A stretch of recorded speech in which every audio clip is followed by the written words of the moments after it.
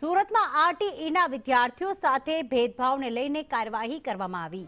વાલીઓની ફરિયાદ બાદ 7 શાળાઓને દંડ અને નોટિસ આપવામાં આવી છે। વિદ્યાર્થીઓને અલગ ક્લાસમાં બેસાડાતા હોવાની ફરિયાદ હતી।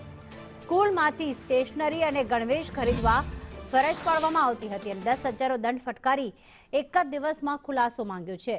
એલપી સવાણી જ્ઞાન ગંગા સ્કૂલ સામે કાર્યવાહી કરવામાં આવી। આ ઉપરાંત માધવબાગ આશાદીપ રાયન સ્કૂલ સામે પણ કાર્યવાહી કરવામાં આવી। બ્રોડવેવ NK7 સ્કૂલ સામે પણ કાર્યવાહી કરાઈ છે। તો આરટીઈના જે વિદ્યાર્થીઓ છે તેમની સાથે ભેદભાવ અંગે શાળાઓને દંડ અને નોટિસ ફટકારવામાં આવી છે।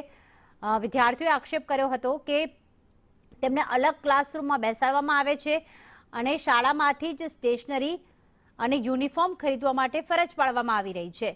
ત્યારે વાલીઓ દ્વારા શાળા વિરુદ્ધ સીએમ જનસંવાદ પોર્ટલ પર ફરિયાદ કરવામાં આવી, જેના પગલે ડીઈઓ દ્વારા કાર્યવાહી કરીને શાળાઓને 10,000 દંડ ફટકારવામાં આવ્યો।